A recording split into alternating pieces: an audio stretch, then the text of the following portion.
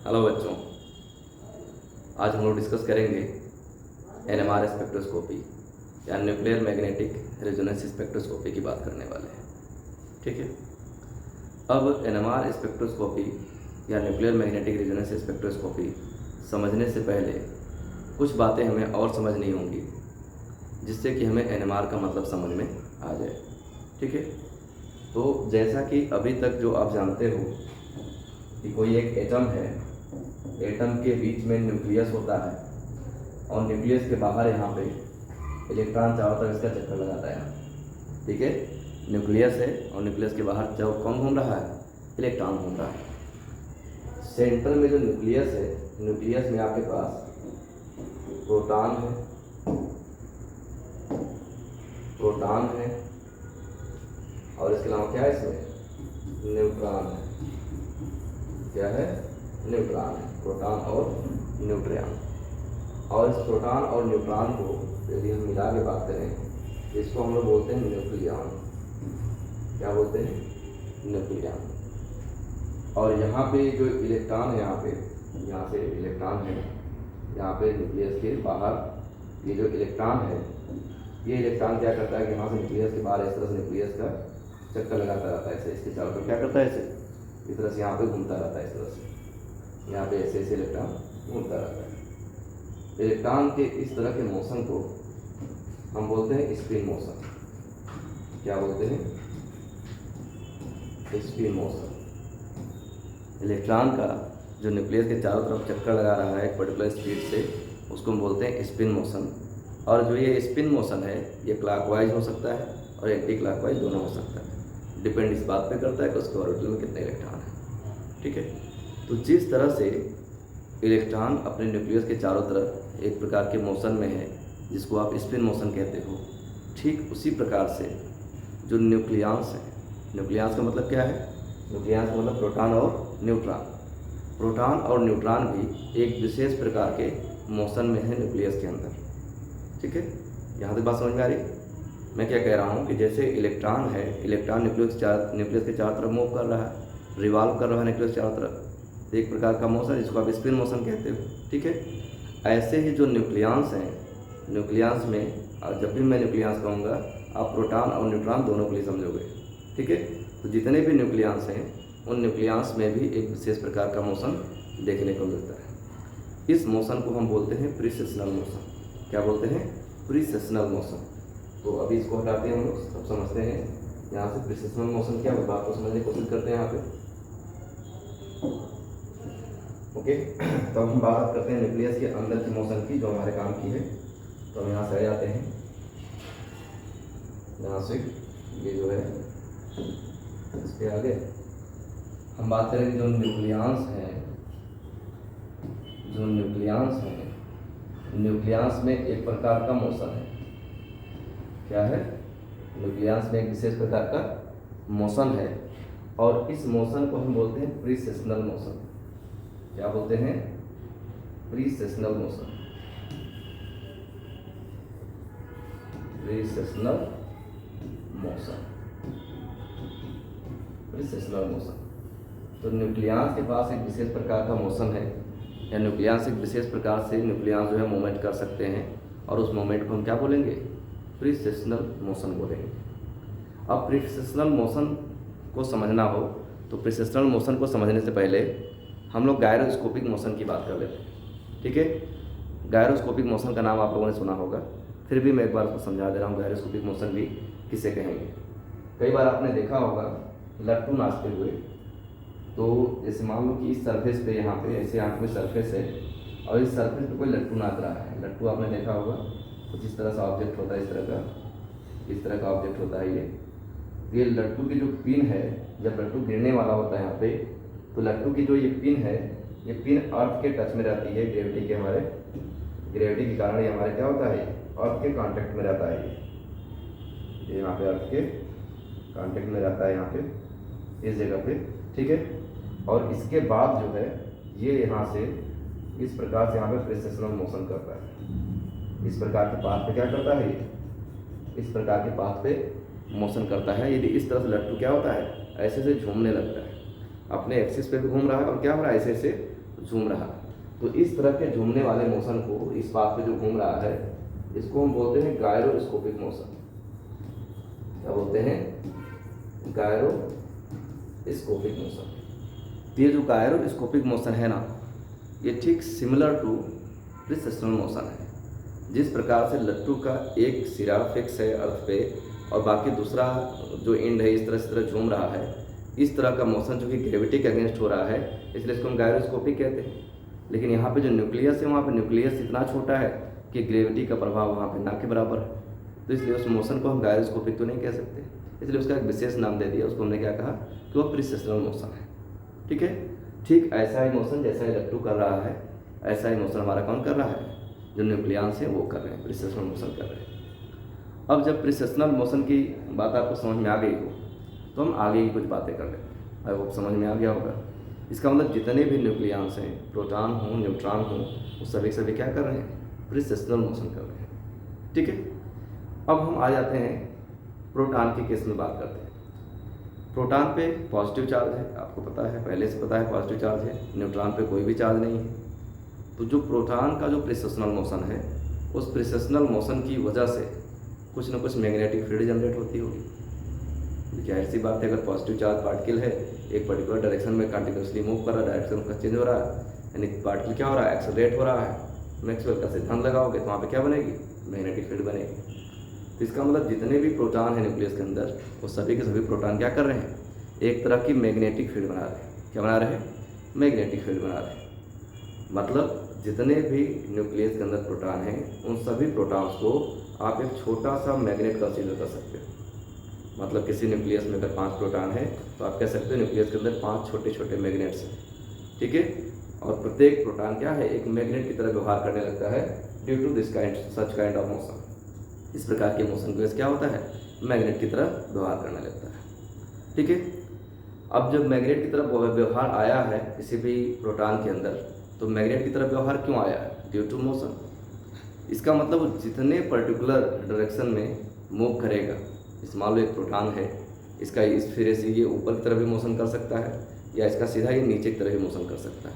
तो समझो ऊपर यदि राउंड द क्लॉक है, क्लॉकवाइज है, और नीचे क्या है? एंटी क्लॉकवाइज है, तो इन दोनों में 2 डिफरेंट स्पेस ओरिएंटेशन में वो घूम सकता है। ठीक है, ऐसे ही प्रत्येक न्यूक्लियस के अंदर जो उसके न्यूक्लियंस हैं, यानी प्रोटॉन या न्यूट्रॉन हैं, उनके मूव करने के लिए, उनके मोशन के लिए कुछ फिक्स्ड जो मोशन उनका होता है, जो न्यूक्लियंस का, उसके लिए कुछ फिक्स स्पेस अवेलेबल होता है, जिससे ये डिसाइड होता है कि वो कितने डिफरेंट स्टेट में घूम सकता है। ठीक है, और इसके स्टेट को समझाने के लिए हम लोग एक टर्म यूज करेंगे, न्यूक्लियर क्वांटम नंबर। मतलब जितने भी न्यूक्लियस हैं, प्रत्येक न्यूक्लियस का न्यूक्लियर क्वांटम नंबर अलग अलग हो सकता है। इलेक्ट्रॉन के केस में भी आपने क्वांटम नंबर पढ़ा है, ऐसे हम न्यूक्लियस के केस में बात करें न्यूक्लियर क्वांटम नंबर। और न्यूक्लियर क्वांटम नंबर के बेसिस पे आप ये डिसाइड कर सकते हो कि जो हमारा न्यूक्लियस है वह कितने डिफरेंट स्टेट में स्पिन कर सकता है। ठीक है, उसको बोलते हैं न्यूक्लियर स्पिन स्टेट। तो ये जो न्यूक्लियर क्वांटम नंबर है, इसके लिए कोई नियम नहीं है, आपको बेसिकली न्यूक्लियाई का नाम और उसका क्वांटम नंबर याद रखना पड़ेगा। हालांकि ये लेक्चर मैं बीएससी के बच्चों को ध्यान में रख के मैं बना रहा हूँ, तो इसमें मैं बहुत ज़्यादा आगे नहीं जाना हमें, बस इसका बेसिक इंट्रोडक्टरी पार्ट ही है इसमें NMR का। ठीक है, तो इसमें बहुत ज़्यादा डीप या डिटेल डिस्कशन करने की ज़रूरत यहाँ पे नहीं है। ठीक है, कि जैसे बीएससी के केस में, जो बीएससी के स्टूडेंट्स हैं उनके केस में देखा जाए तो उनको केवल PMR की स्टडी करनी है, प्रोटॉन मैग्नेटिक रेजोनेंस की स्टडी करनी है। तो वास्तव में हम यहाँ पे NMR की बजाय हम PMR पढ़ने वाले हैं पहले, यानी अभी जो इसमें जो भी लेक्चर सीरीज आएंगे इसमें हम लोग PMR का डिस्कशन करेंगे। NMR के लिए और भी बहुत सारे न्यूक्लियाई हैं जो NMR एक्टिव हैं और उनका nuclear spin state, nuclear spin quantum number अलग अलग है, तो उस बेसिस पे उनका डिस्कशन फिर अलग से होगा, बहुत सारी एडिशनल चीज़ें भी इसमें आ जाएंगी। लेकिन यहाँ पे जो हम डिस्कस करने वाले हैं वो बेसिक लेवल पे रहेगा, PMR पे फोकस करके ही लेक्चर रिकॉर्ड हो रहा है। ठीक है, तो हम यहाँ पे जो बात करेंगे वो किस पे करेंगे? प्रोटॉन मैग्नेटिक रेजोनेंस यानी PMR पे करेंगे। PMR में हम केवल हाइड्रोजन एटम का न्यूक्लियस जो है केवल उसी की केस स्टडी करनी है हमें, बाकी अन्य न्यूक्लियस की स्टडी अभी नहीं करनी है। जब कभी हायर लेक्चर के लिए, MSc के लिए मैं लेक्चर रिकॉर्ड करूँगा तो उसके लिए मैं डिटेल में बात करूँगा कभी। ठीक है, अभी मैं BSc या UG लेवल पे बेसिक NMR की बात कर रहा हूँ, ठीक है। तो इस तरह से मैंने कहा कि प्रत्येक एटम का अपना एक फिक्स स्पिन, उसका जो क्या होता है न्यूक्लियर क्वांटम नंबर होता है, और उस न्यूक्लियर क्वांटम नंबर के बेसिस पे हम ये जान सकते हैं कि उसका जो प्रोटॉन हो कितने डिफरेंट स्टेट में स्पिन कर सकता है, ठीक है। इतनी बात समझ में आ गई। यानी यहाँ पे प्रिसेशन हो रहा है, और प्रिसेशन से हमें एक नया टर्म मिला, क्या, nuclear quantum number, nuclear quantum number. और ये जो न्यूक्लियर क्वांटम नंबर है या न्यूक्लियर स्पिन क्वांटम नंबर इसको कह सकते हो, यहाँ पे स्पिन टर्म भी आप जोड़ सकते हो। और इसी से हम क्या निकाल लेते हैं, इससे हम निकाल लेते हैं न्यूक्लियर स्पिन स्टेट निकाल लेते हैं। ये जो टर्म है, ये टर्म आएंगे बार बार, इसलिए हम इन टर्म्स को पहले हम एक बार डिस्कस किए ले रहे हैं, ठीक है। न्यूक्लियर स्पिन स्टेट मतलब किसने पॉसिबल ओरिएंटेशन में हमारा जो न्यूक्लियंस है वो प्रिसेशनल मोशन कर सकते हैं, ठीक है। अब हमें कुछ एक न्यूक्लियाई हम देख लेंगे यहाँ पे कि जिसमें हमें जो है कौन सा न्यूक्लियाई है, उसका स्पिन क्वांटम नंबर कैसा है, कितना है, और स्पिन क्वांटम नंबर कितना है, स्पिन स्टेट कैसे निकाल लेंगे। कंपटीशन के पॉइंट ऑफ व्यू से थोड़ा सा एडिशनल हम लोग पढ़ लेंगे यहाँ पे शुरुआत में। इसके अलावा न्यूक्लियर स्पिन क्वांटम नंबर में कई बार ये भी हमें देखना होता है कि जब भी हम स्पिन क्वांटम नंबर देखते हैं तो इसको स्पिन क्वांटम नंबर बहुत सारी बातों पर डिपेंड करता है। कुछ मुख्य चीज़ ये भी है कि न्यूक्लियस के अंदर कितने प्रोटॉन्स हैं, कितने न्यूट्रॉन्स हैं, इस बेसिस पे डिसाइड होता है कि उसका स्पिन क्वांटम नंबर कितना होगा। न्यूक्लियाई जो है, न्यूक्लियाई में प्रोटॉन और न्यूट्रॉन में से किसकी संख्या ऑड है, किसकी संख्या इवन है, इस बेसिस पे भी न्यूक्लियर स्पिन क्वांटम नंबर की वैल्यू डिपेंड करती है। हालांकि उस पर डिटेल आपको भी नहीं समझना है, बस सिंपली आप कुछ एक एलिमेंट्स का हम लोग देखेंगे, उसका हम याद कर लेंगे कि कौन सा एलिमेंट का स्पिन क्वांटम नंबर कितना है, ठीक है। इतनी बात समझ में आई होगी, I hope spin quantum number क्या होता है। अब स्पिन क्वांटम नंबर समझ लेते हैं, मतलब हमारा न्यूक्लियस जो है डिफरेंट स्टेट में स्पिन कर सकता है। अब जब स्पिन करने की बात आई, ठीक है, हमारे पास न्यूक्लियस है, न्यूक्लियस में प्रोटॉन है, और प्रोटॉन बहुत सारे डिफरेंट स्पेस ओरिएंटेशन में प्रोसेशनल मोशन कर सकता है, ठीक है। अब इस प्रोसेशनल मोशन से NMR यानी न्यूक्लियर मैग्नेटिक रेजोनेंस का क्या रिलेशन है, इस बात को समझ लेते हैं, ठीक है। तो अब हम यहाँ पे NMR समझते हैं, कुछ बेसिक इंट्रो था जिससे आपको NMR समझ में आ जाए, ठीक है। अब हम यहाँ पे कुछ बातें और कर लेते हैं NMR के केस में, ठीक है। NMR केस में देखते हैं यहाँ पे जो NMR है, NMR में जैसे मान लो कि हमारे पास एक जो है प्रोटॉन है, हमारे पास कोई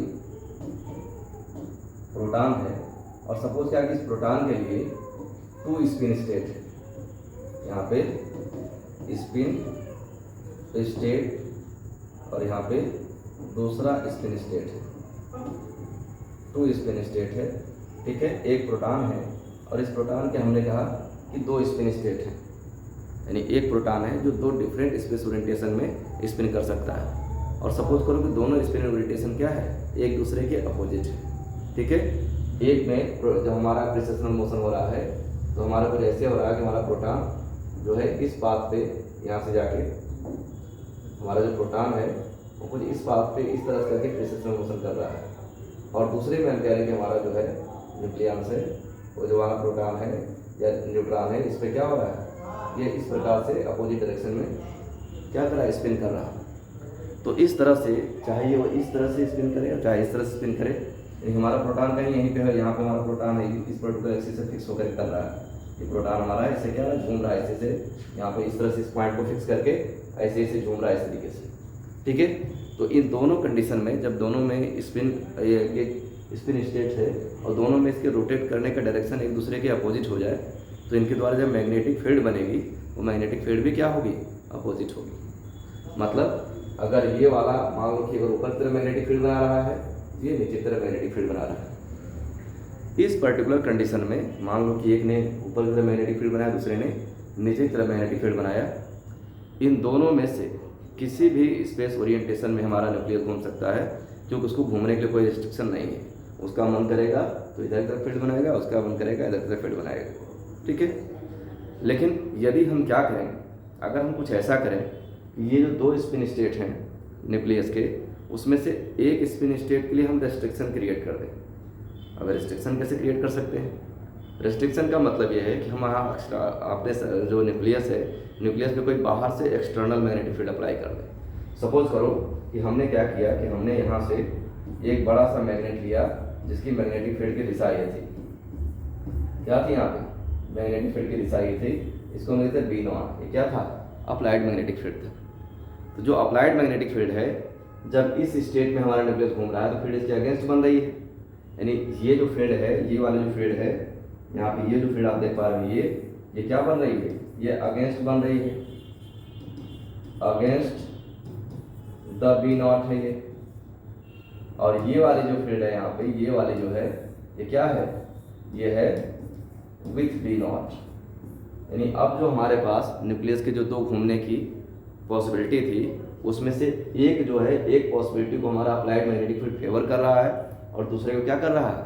अपोज कर रहा है।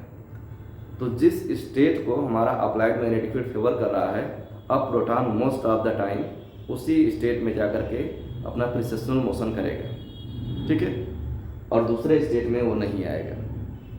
लेकिन अगर हम उसी समय, जिस समय वह यहाँ पे है, इसके अलाइंड वाले स्टेट में इस तरीके से है यहाँ पे, और यहाँ पे अगर इसको हम बाहर से कोई इलेक्ट्रोमैग्नेटिक रेडिएशन दें, तो इलेक्ट्रोमैग्नेटिक रेडिएशन की जो मैग्नेटिक एनर्जी है, वो मैग्नेटिक एनर्जी आपके यहाँ पे क्या होगी? इसके इस वाले स्टेट से जुड़ेगी और अब प्रोटॉन की एनर्जी बढ़ जाएगी और प्रोटॉन तुरंत अपनी स्टेट अप्लाइड फील्ड के अगेंस्ट कर देगा। मतलब जैसे ही एप्रोप्रिएट एनर्जी का इलेक्ट्रोमैग्नेटिक रेडिएशन मिलेगा, प्रोटॉन जो है अप्लाइड फील्ड के साथ जो अलाइंड होकर के इस पर्टिकुलर स्टेट में स्पिन कर रहा था, एनर्जी मिलते ही वो क्या होगा? इसके अगेंस्ट आ जाएगा, ठीक है, अगेंस्ट आ जाएगा, मतलब इस वाले स्टेट में आ जाएगा अप्लाइड फील्ड के अगेंस्ट। आपने जनरली समाज में भी देखा होगा कि अगर कोई व्यक्ति है, अगर वो बहुत दबा कुचला है, किसी के दबाव में हमेशा रहा है, अगर मौका मिलता है, कहीं कोई बैकिंग उसको मिल जाती है, तो तुरंत उस पर्टिकुलर व्यक्ति के अगेंस्ट हो जाता है। ठीक वैसा ही यहाँ पे अप्लाइड मैग्नेटिक फील्ड ने प्रोटॉन को एक ही पर्टिकुलर डायरेक्शन में मूव करने की फ्रीडम दी और कहा दूसरे स्टेट में घूमेंगे तो हमारे विरोधी माने जाओगे। प्रोटॉन इस स्टेट में घूम रहा था, लेकिन बाहर से कोई किसी सोर्स से आपने उसको इलेक्ट्रोमैग्नेटिक एनर्जी दिया, इलेक्ट्रोमैग्नेटिक रेडिएशन के रूप में। इलेक्ट्रोमैग्नेटिक रेडिएशन की मैग्नेटिक एनर्जी प्रोटॉन के द्वारा क्रिएट की गई मैग्नेटिक फील्ड के साथ जुड़ गई और ये दोनों एनर्जी मिल करके अप्लाइड फील्ड के अगेंस्ट चली गई। इलेक्ट्रोमैग्नेटिक रेडिएशन की एक खास बात होती है कि वो बहुत थोड़े समय तक ही प्रोटॉन का साथ देती है। मतलब जैसे प्रोटॉन अगेंस्ट गया, एनर्जी फिर से उसका साथ छोड़ के बाहर चली जाएगी, और जब एनर्जी साथ छोड़ के बाहर चली जाएगी तो उस कंडीशन में क्या होगा? जब एनर्जी आपकी बाहर जाएगी तो उस कंडीशन में प्रोटॉन की एनर्जी फिर से घट जाएगी और फिर से प्रोटॉन अपनी ऊपर वाली स्टेट में, जहाँ पे कम एनर्जी का जो स्टेट था, वहाँ पे चला जाएगा। तो जैसे एनर्जी मिलेगी अगेंस्ट, जैसे एनर्जी गई साथ में, जैसे एनर्जी आई अगेंस्ट, फिर साथ में, यही घटना चलती रहती है और इसी घटना को हम रेजोनेंस कह देते हैं। और रेजोनेंस किसका हो रहा है? न्यूक्लियस के मैग्नेटिक मूवमेंट का, इसलिए इसको हम न्यूक्लियर मैग्नेटिक रेजोनेंस कह देते हैं, ठीक है। तो ये था एनएमआर का एक ब्रीफ डिस्कशन, थोड़े में डिस्कस करने की कोशिश हमने किया है। इसका एक तरीका और समझाने का, यदि हम कोशिश करते हैं, ऐसे भी कोशिश कर सकते हैं कि सपोज करो कि हमारे पास दो मैग्नेट है, इस तरह से हमारे पास दो बार मैग्नेट है, ये नॉर्थ एंड है, साउथ एंड है, और यहाँ पे फिर हमारे पास एक दूसरा मैग्नेट है यहाँ पे, ये इसका नॉर्थ एंड, इसका साउथ एंड। और हमने क्या किया, एक छोटा सा मैग्नेट इसके बीच में रखा, यहाँ पे इस प्रकार से छोटा सा मैग्नेट लिया, इसके बीच में रखा, यहाँ पे नॉर्थ एंड, यहाँ पे साउथ एंड। तो हमारा जो छोटा वाला मैग्नेट था, वो छोटा वाला मैग्नेट क्या होगा? इसी तरह से इसके नॉर्थ वाला एंड साउथ के पास और साउथ वाला एंड नॉर्थ के पास आ जाएगा यहाँ पे। अब सपोज करो कि हमने इसको एनर्जी दिया, जब एनर्जी देंगे तो ये घूम के ऐसे अगेंस्ट हो जाएगा, एनर्जी देंगे तो अगेंस्ट हो जाएगा, यहाँ पे, यहाँ गया, यहाँ पे, ठीक है, एनर्जी दिया अगेंस्ट गया, और जैसे एनर्जी छोटी फिर ऊपर जाएगा, यहाँ था इस्तेमाल, हमने फोर्स लगाया और इसको हमने यहाँ कर दिया, और जैसे हम छोड़ेंगे फिर से अपनी पुरानी अवस्था में आ जाएगा। तो जब इसको एनर्जी मिलेगी तो अगेंस्ट, एनर्जी साथ छोड़ के साथ, तो इस तरह से क्या होगा, ये इस तरह से घूमता नजर आएगा, इस तरह से, ये कभी अगेंस्ट जा रहा, कभी साथ जा रहा, कभी अगेंस्ट जा रहा, कभी साथ जा रहा, कभी अगेंस्ट, कभी साथ, कभी अगेंस्ट, कभी साथ, इस तरह जा रहा। क्या बोलेंगे इसको? इसी को बोलते हैं रेजोनेंस। क्या बोलते हैं? रेजोनेंस। तो छोटा वाला मैग्नेट दो बड़े मैग्नेट के प्रेजेंस में क्या कर रहा है? रेजोनेंस कर रहा है। पहले वह अप्लाइड मैग्नेटिक फील्ड के साथ था, आपने अपने हाथ से उसको रोटेट किया, सपोज करो कि यहाँ से धागे से आपने इसको बांध रखा था, यहाँ से धागे से आपने इसको बांध रखा था। जब भी आप इसको घुमाओगे, जब भी इसको आप क्या करोगे, यहाँ से इसे रोटेट करोगे ये नीचे के ऊपर आएगा, फिर जिसे छोड़ोगे फिर से अपने स्टेट में ये वापस चला जाएगा। तो जिस तरह से ये मैग्नेट, ये दो मैग्नेट के बीच में अगर धागे से बांध दो, मैग्नेट को आप उल्टा करके उसके पोल को अपोजिट करो, छोड़ोगे फिर सीधा हो जाएगा। तो इस तरह जैसे एनर्जी मिलती है यहाँ से, जैसे एनर्जी मिलेगी, ये दो स्पिन स्टेट्स हैं। मान लो हमारे पास जो न्यूक्लियस है हमारा कुछ ऐसा है कि ग्राउंड स्टेट में उसकी स्पिन का डायरेक्शन ये है, और जो हमने B0 अप्लाई किया है उसका डायरेक्शन भी ऊपर तरफ है। ये ग्राउंड स्टेट हो गया। यहाँ पे कोई हायर स्टेट है, मतलब इसके अगेंस्ट जाना है। तो अगर आपने यहाँ से इसको इलेक्ट्रोमैग्नेटिक एनर्जी दी तो क्या होगा, एक साइड हो जाएगा ऊपर, और अपने फील्ड का डायरेक्शन क्या कर लेगा, इसके अपोजिट हो जाएगा। फिर से यही एनर्जी फिर से रिलीज कर देगा, और रिलीज करने के बाद क्या होगा, फिर से अपने डायरेक्शन को पहले ऐसा कर लेगा। तो इसी घटना को, जब ये घटना बार बार रिपीट होती रहेगी, तो इसी को हम रेजोनेंस कहते हैं। ये हो जाएगा हमारा न्यूक्लियर मैग्नेटिक रेजोनेंस हो जाएगा। ठीक है, अब यहाँ पे ऑलरेडी हम लोगों ने कुछ लिख के रखा है, देख लेते हैं। सबसे पहले इन्होंने फेलिक्स ब्लॉच थे, फेलिक्स ब्लॉच नाम के साइंटिस्ट थे, उन्होंने NMR पर सबसे ज़्यादा काम शुरुआत में किया था। तो उनके रिगार्ड्स को आगे हम लोग देखते आगे बढ़ जाते हैं। ठीक है, अब यहाँ पे कुछ टर्म है, एक बार आप नजर डालो, आई होप आपको समझ में आना चाहिए। NMR का मतलब क्या है, न्यूक्लियर मैग्नेटिक रेजोनेंस। NMR का क्या मतलब है, न्यूक्लियर मैग्नेटिक रेजोनेंस। ऐसे PMR का क्या मतलब है, प्रोटॉन मैग्नेटिक रेजोनेंस। ठीक है, ऐसे ही TMS का एक कंपाउंड हम इंग्लिश में यूज करते हैं, TMS रेफरेंस के लिए यूज करेंगे इसको बोलते हैं टेट्रामेथिलसिलेन। TMS का अभी हम जब आगे उपयोग करेंगे तब इसकी बात करेंगे अभी डिटेल में। अभी हम इसकी बात को यहाँ पे फिलहाल होल्ड कर रहे हैं, ज़्यादा डिस्कस यहाँ पे नहीं करेंगे, TMS को आगे डिस्कस करेंगे। फिर यहाँ पे एक मोशन था, कौन सा, प्रिसेशनल मोशन। प्रिसेशनल मोशन कौन करता था, हमारा प्रोटॉन करता था। किसके जैसा था, लाइक गायरोस्कोपिक मोशन, ठीक है, but not gyroscopic motion itself. Precessional motion कैसा है, गायरोस्कोपिक मोशन के जैसा ही है, लेकिन ये गायरोस्कोपिक नहीं है। गायरोस्कोपिक मोशन क्या होता है, मोशन ड्यू टू ग्रेविटी को क्या बोलते हैं, गायरोस्कोपिक मोशन बोलते हैं। ठीक है, तो ये कुछ टर्मिनोलॉजी थी जिसको हमने डिस्कस करने का प्रयास अभी किया है। अब यहाँ पे NMR की डेफिनेशन लिया है, यहाँ पे एक बार आप देखो। NMR स्पेक्ट्रोस्कोपी क्या लिखा है, the phenomena of nuclear magnetic resonance was first initiated by American physicist Felix blotch. सबसे पहले किसने खोजा इसको, फेलिक्स ब्लॉच ने इसके बारे में फर्स्ट टाइम डिस्कशन किया। ऑफ स्टैनफोर्ड यूनिवर्सिटी, कहाँ के रहने वाले थे, स्टैनफोर्ड यूनिवर्सिटी के ये प्रोफेसर थे। एडवर्ड मिल्स पर्सल भी थे यहाँ पे, कहाँ के थे, ये थे हार्वर्ड यूनिवर्सिटी के। 1946 में दोनों लोगों ने मिल करके NMR की टेक्निक पे काम किया था। ठीक है, दे शेयर नोबेल प्राइज, इसलिए इनको नोबेल प्राइज मिला था। कब, 1952 में। इतना इंपॉर्टेंट वर्क था। आज की डेट में मैक्सिमम एनालिसिस में जो ऑर्गेनिक कंपाउंड एनालिसिस होती है उसमें NMR का हम लार्ज स्केल पे प्रयोग करती है। ठीक है, इसके बाद हमें आते हैं proton magnetic properties of nuclei. जैसा कि अभी मैंने बताया आपको कि प्रत्येक न्यूक्लियस क्या है, एक मैग्नेट की तरह व्यवहार करता है, उसकी बात कर रहे हैं। ऑलरेडी हम लोग डिस्कस कर चुके हैं इसको। तो लिखा लाइक इलेक्ट्रॉन, जैसा इलेक्ट्रॉन है, न्यूक्लियर पार्टिकल जैसे कि proton and neutron are also considered to spin about their axis. जैसे इलेक्ट्रॉन घूमता है उसी तरह से प्रोटॉन और न्यूट्रॉन के बारे में भी माना जाता है कि वो अपने एक्सिस पे क्या कर रहे हैं, स्पिन मोशन कर रहे हैं। Each proton neutron has a spin quantum number 1/2। प्रत्येक प्रोटॉन और प्रत्येक न्यूट्रॉन का जो स्पिन क्वांटम नंबर है वो जनरली क्या होता है, 1/2 होता है। ठीक है, अब आ जाते हैं यहाँ पे। If proton and neutron in nucleus are not paired, proton और न्यूक्लियर जो न्यूट्रॉन है, इन दोनों का मैग्नेटिक मोमेंट जब एक दूसरे कैंसिल कर दें तो हम कहते हैं कि प्रोटॉन न्यूट्रॉन पेयर्ड हो गए।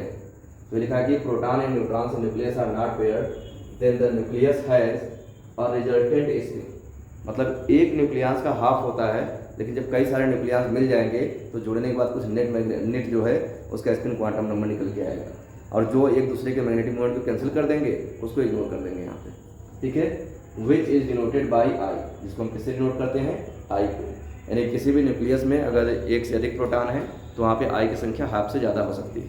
ठीक है, the numerical value of nuclear spin quantum number I depends upon the number of proton and neutron having parallel and anti parallel spin.